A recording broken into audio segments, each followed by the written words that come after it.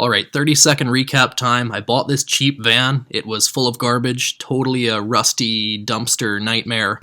I ended up stripping out everything, doing rust repair and welding and brakes, suspension, bodywork. I repainted the whole thing, and I bought this cheap electric drive system at auction and installed it, got it running, and I ended up getting it driving, finally. After that I did some metal work, I did some racks and bumpers and ladders, and yeah.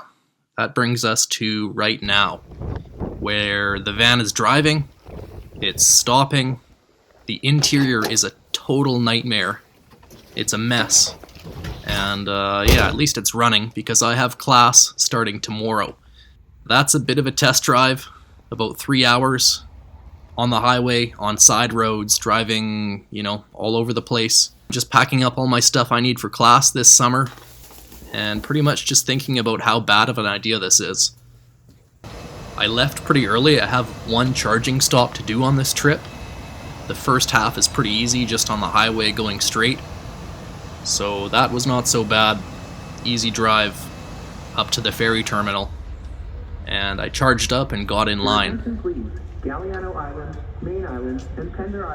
This is a 1966 Econoline. And yeah, it's pretty old. I didn't see, or I haven't ever seen any of them around here.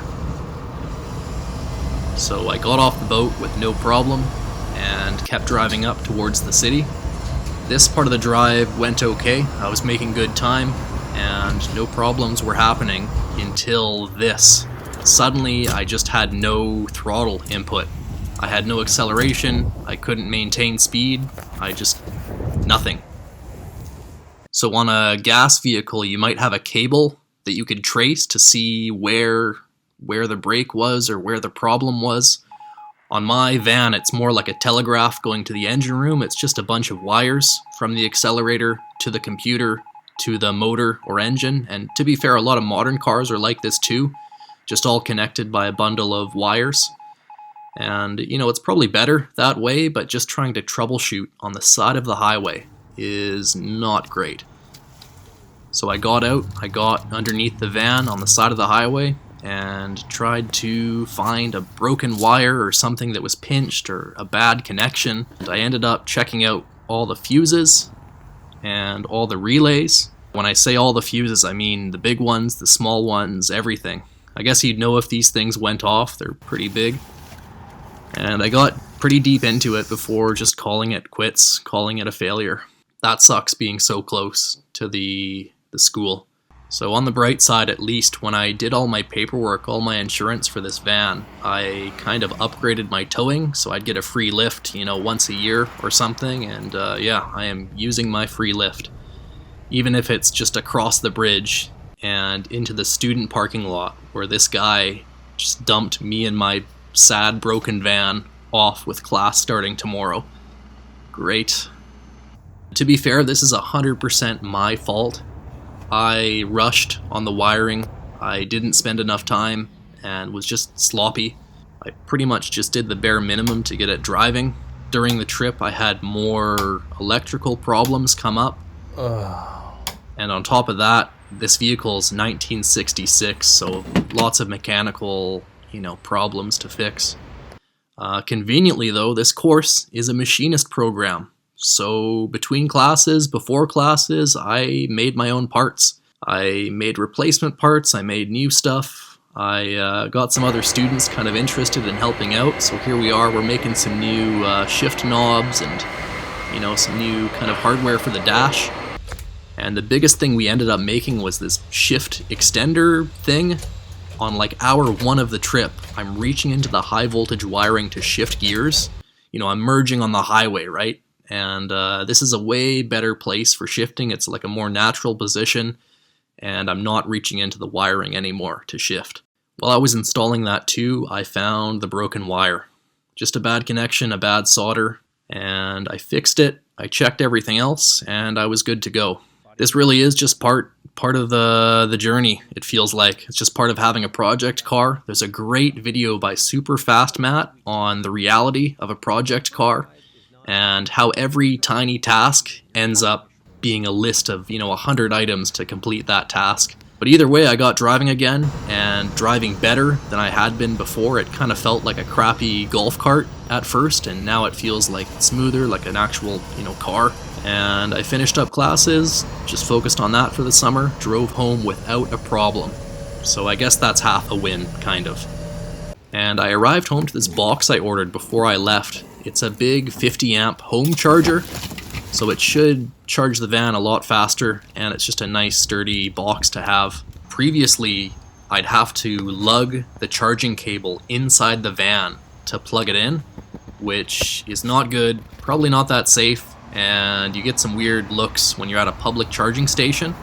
So I 3D printed this fuel cap, kind of flappy, whatever. It's over the existing fuel hole. And here's some poorly fitting mud flaps. And here's some new tires and wheels, just a higher load rating. I'm gonna get pretty heavy with the new lithium. While I'm down here too, check out this frame. Pretty much no rust. And I want to keep it that way. So I'm gonna undercoat the entire thing. It's just a POR 15 coating. It's like a 2-part, metal prep and then the coating itself. To be honest, this is a pretty cheap solution. People spend thousands on their undercoating, and this 2-part set is like, I don't know, $100. We only have snow a few months out of the year here, and it's not super heavy, so I'm happy with this. At this point, the van is my daily driver. Driving it in the snow, in the rain, no matter what, it's been running pretty good. And it really does just drive like a car.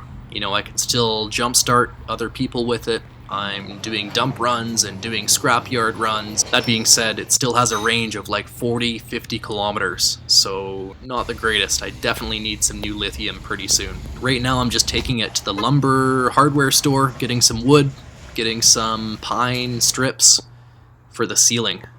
I'm not gonna quite go van life with it. I kind of hate that word anyways. But I don't want the inside to look like a free candy van, so at least have some nice wood, some nice counters, maybe a bed that's like not sketchy looking. But yeah, kind of upgrading the switch panel on the ceiling, cleaning up the wiring, finally. That wiring has been dangling on my head for months now, so it's nice to get it tidied up a bit more, and I'll probably keep tidying as I go. Before I can do much more on the wood, I need to do some soundproofing. So I have these big soundproofing mats, and then also this insulation foam kind of foil. It's like bubble wrap with foil, all over it. And I just chose it because it was so thin. I want to keep the walls pretty wide. It already has a low ceiling, so I want to have a lot of wall space, side to side. And the whole time I'm doing this, I am looking at this dashboard, and it looks so bad. And if a cop saw it, if I got pulled over, it would be an awkward conversation. So I'm building this kind of, it's like a fighter jet, but not really at all. It's just like a holographic display up top, and down below you can see the new instruments. Just some voltage, some amperage, some charging stuff. There's the holographic thing on the top. It's an easy solution for a speedometer, otherwise I'd have to run a cable down to the transmission to get an accurate reading, so it's just a GPS speedometer. And really this whole project is just iteration, just making it quick, making something, seeing if it works, and then building on it or rebuilding it better. This is the whole accelerator assembly that gave me so much trouble. And yeah, I'm just redesigning it, rebuilding it, making sure it's solid. And same thing with the heater, same thing with the dash defrost. This is, it's like 12 volt PC fans with a PTC heater on top. Pretty quiet, efficient, kind of-ish. And, a bunch of other creature comforts, phone charging and backup camera and air conditioning, if you can call that air conditioning, some visors. And, I redid the windshield wiper, got a new motor for the wipers. And there's your wiper fluid. I ended up doing a whole sound system, if you can call it that. Probably for a boat or a motorcycle. Bluetooth. Jesus. Just a plug-and-play, easy sound system. Able to check it off the list pretty quick without designing a whole crazy thing. I'm also on a bit of a leather rampage right now, just wrapping everything in leather. And just since it's so cold, it kind of sucks to grab this bare metal every time you get in. Keeps it a bit nicer, a bit warmer. Speaking of leather, I got these RX-7 seats from, I think they're 1980 something, and I put these Soccer Mum organizers on the back just to hold the paperwork for now. And these are the old seats I used to have. They had this cool fold down, cup holders and armrests and all that stuff, but it was just a bit too bulky, and I want to get to the back of the vehicle from the front, and I also want to make them spin. So these RX-7 seats, just being so skinny, were a pretty good option. So this is the original door locking method, I guess. Just a classic, key in the hole, and you can unlock and lock it. It's a total pain in the ass if you have a passenger with you. You have to run around to their side and unlock it, or you have to reach over everything to unlock it. So since I was already upgrading some door stuff, I bought this key fob kit. It's like on a modern car, you press the button, it unlocks all the doors, and it comes with 4, I think they're called little actuators or whatever to unlock each door, so I can make all 4 doors unlock with it. And yeah, just a key fob and a receiver, and I'm kind of skeptical on this. It's like kind of, it was $100, kind of cheap. You can wire it up to your running lights, and you can wire it to your horn, get the lights flashing when you unlock the vehicle. I want to try it anyways, so I printed these whatever you call them, the things that you pull when you unlock the vehicle, and I wired it up, installed it, and it's kind of growing on me. I kind of like it. And at the same time, I printed this door unlocking thing so you can unlock from the inside and escape. It's kind of cheap. I'll probably have to rebuild it at some point. This whole video was supposed to be about the interior, but I've done a quarter of it on the insides. So now I'm making some panels to cover up all that wiring. So I guess that kind of counts as interior. But it's just cheap. I think it's 1/2-inch plywood with this mesh kind of inset inside it. This lithium that I'm going to install is pretty heavy, so I want to keep the whole interior as light as I can. And since day one, I've been stepping over this, it's probably 600-700 pounds of lithium just in the middle of the floor. They've been here, the whole project. Before I can do anything else on the inside of the vehicle, I need to get these covered up or moved or mounted somewhere else that's not just in the middle of the floor. So I designed these boxes, big aluminum battery trays, and I made them about 3 times the size or 3 times the volume that they need to be for these batteries, just for the future upgrade. And really they're just big battery trays. You trace the hole in the floor and cut out your big rectangle.